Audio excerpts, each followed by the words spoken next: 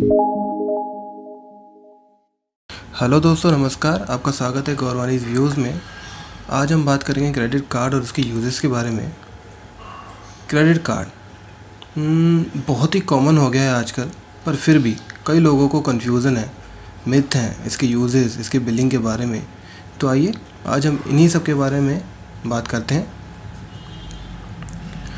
दोस्तों, credit card में mainly 2-3 चीज़ों के बारे में हमें ख़ास ध्यान रखना होता है, जो कि हैं billing date, due date of payment, full amount of payment and minimum amount due. अब पहले हम लेते हैं बिलिंग डेट। अगर हम बिलिंग डेट की बात करें तो हर कार्ड का बिल जनरेट होने की एक डेट होती है और बिलिंग डेट को समझ के ही हम मैक्सिमम यूज़ उठा सकते हैं। फॉर एग्ज़ाम्पल, मान लीजिए हमारे क्रेडिट कार्ड की billing date 1st of the month है, यानी महीने की पहली तारीख।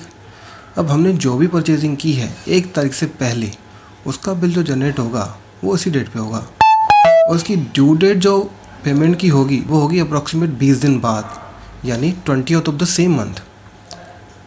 फॉर एग्ज़ाम्पल, मेरे कार्ड की billing date 1st of March है और 1 मार्च को अगर कुछ भी परचेज़ करता हूँ, यानी मैं अगर 1 मार्च को या उसके बाद अगर कुछ भी परचेज़ करता हूँ तो उसका बिल जो बनेगा वो 1st ऑफ अप्रैल को बनेगा और उसकी जो बिलिंग डेट होगी वो होगी 20 दिन बाद, यानी कि 20 अप्रैल को।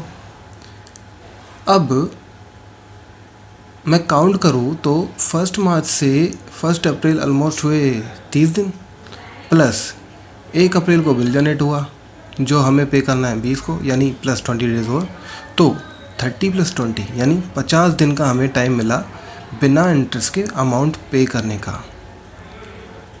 अब मान लीजिए अगर यही परचेजिंग मैं 31 मार्च को करता हूँ तो उसका बिल जनरेट होगा 1 ऑफ अप्रैल को, जिसको मुझे पे करना है 20th अप्रैल को, यानी मुझे कितने दिन मिले?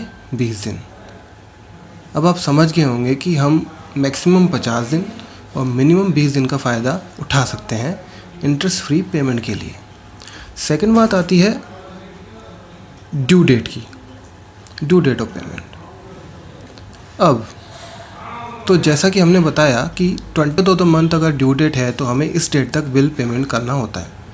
हम इससे पहले भी कर सकते हैं, उसमें कोई बड़ी बात नहीं है। तो नेक्स्ट चीज़ अब है मिनिमम अमाउंट ड्यू। अब ये क्या चीज़ है भाई? चलिए हम आपको बताते हैं इसके बारे में। सपोज़ कीजिए मेरा जो 1 अप्रैल को क्रेडिट कार्ड का बिल जनरेट हुआ वो 10,000 रुपये का था। अब मुझे इसको पे करना है 20th अप्रैल को, यानी कि 20 दिन बाद, बिलिंग डेट के जनरेट होने के बाद। अब मेरे पास मान लीजिए अगर उस समय 10,000 तो उसमें तो कोई दिक्कत ही नहीं है। पर अगर मान लीजिए उस मंथ मेरे पास पैसे नहीं हैं तो मैं क्या करूं? अगर मैं नहीं करता हूं तो मेरा मे बी पेनल्टी भी लग सकती है, कई पेनल्टी भी लगाते हैं, सिबिल भी ख़राब होती है। तो उससे बचने के लिए एक टर्म होती है minimum amount due. Minimum amount due क्या होता है कि जो हमारा बिलिंग अमाउंट है उसका 5% अगर हम दे दें तो हम मिनिमम पैते हैं, यानी कि मिल था 10,000 का, उसका 5% मतलब हुआ 500 रुपये। यानी मैं 500 रुपये का अगर मैं पेमेंट कर दूं तो मैं उस महीने अपने अगले महीने के लिए पेनल्टी से बच सकता हूं और मेरी सिबिल भी नहीं बिगड़ेगी। हाँ, बाकी जो रिमेनिंग अमाउंट होगा 9500 उस पर इंटरेस्ट लगेगा और वो अगले महीने की बिलिंग डेट में ऐड होके आ जाएगा। सिंपल। तो ये सब कुछ था क्रेडिट कार्ड के बारे में। अगर देना तो प्लीज़ मुझसे कमेंट, मैं कोशिश करूँगा उनके रिप्लाई करने की। हाँ, आई विल सजेस्ट कि आप टाइम टू टाइम पेमेंट करें क्रेडिट कार्ड का और फैसिलिटीज़ को यूज़ करें। धन्यवाद।